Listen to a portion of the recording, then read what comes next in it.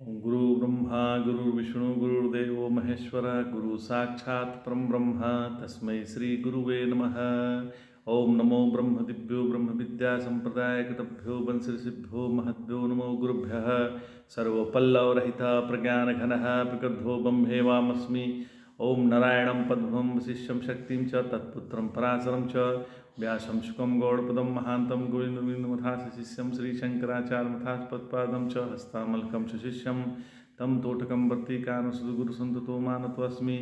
श्रुतिस्मृतिपुराणानाम् आलयं करुणालयं नमामि भगवत्पादं शङ्करं लोकशङ्करं।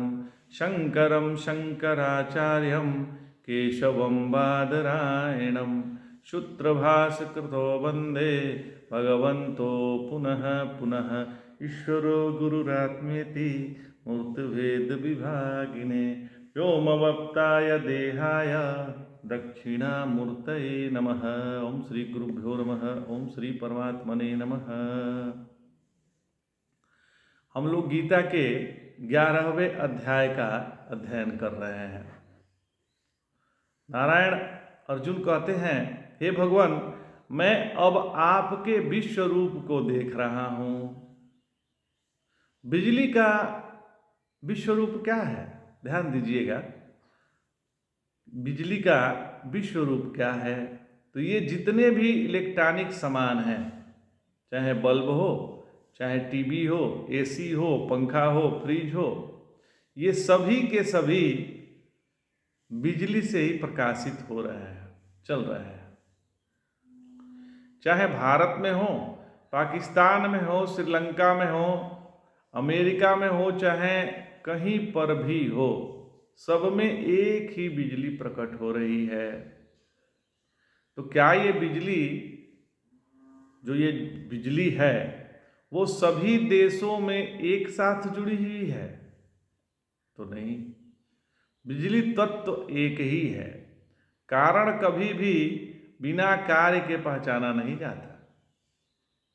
जो कारण है, किसी चीज का भी जो कारण है, वो बिना कार्य के पहचान में नहीं आता। और कारण वो है जिसमें कार्य होते हैं, पर जब तक प्रकट नहीं होंगे तब तक अनुभव में नहीं आता। न बिजली की कोई जाति है, न कोई धर्म है। इसलिए पश्यामि विश्वेश्वरा विश्वरूपम। इसलिए हे भगवान, यह संपूर्ण सृष्टि केवल आपका ही रूप है। किरीटिनम गदिनम चक्रणम, इसमें भगवान के चतुर्भुज रूप का वर्णन करते हैं। कहते हैं, हे भगवान, आप शंख चक्र गदा आदि धारण किए हुए मेरे सामने प्रकट हो रहे हैं।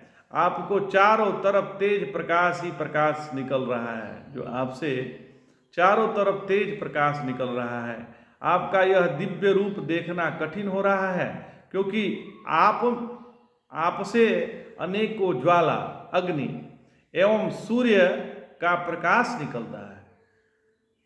और अप्रमेय यह कभी ज्ञान का विषय नहीं बन सकता।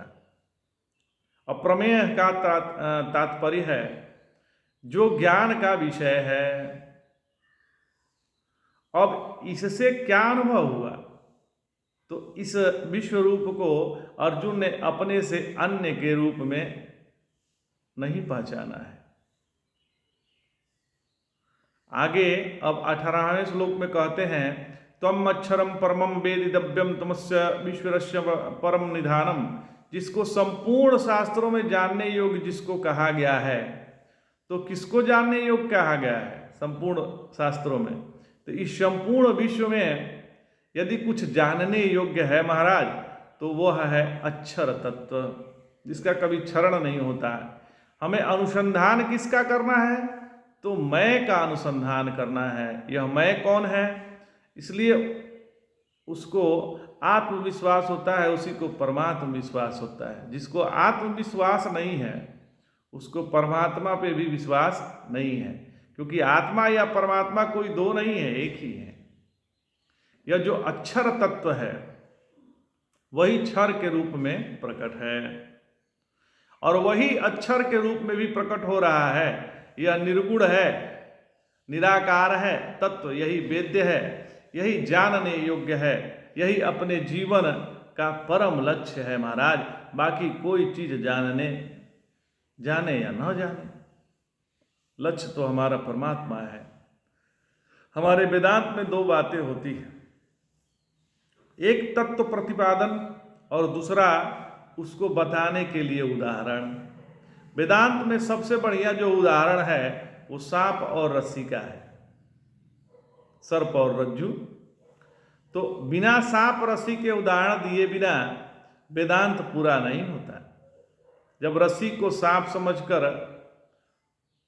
घबरा गए और उसे मारने के लिए निकले तो अनुसंधान किसका कर रहे हैं? सांप का कर रहे हैं, रस्सी का नहीं कर रहे हैं। क्योंकि यदि हम उस रस्सी को पहले ही जान जाते महाराज तो अनुसंधान की आवश्यकता ही नहीं है। देखा है सांप, देखा है हमने सांप को, तो जब सांप का अनुसंधान करते हैं तो पहुंच जाते हैं रस्सी में।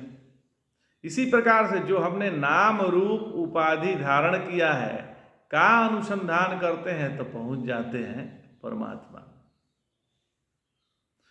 तमस्य विश्वस्य परम निधानम, हे भगवान तुम ही इस विश्व के आधार हो।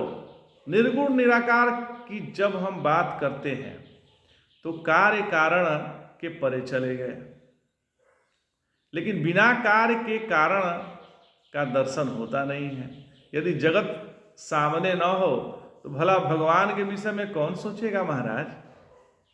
तो कहते हैं कि इस विश्व का आधार देने वाला, विश्व का नियंत्रण करने वाला अंतर्यामी है, वो भी आप ही हो महाराज। सब भूत मात्र के आधार तुम ही हो। मनुष्य में जो ज्ञान है उसको धारण करने की शक्ति आप ही हो।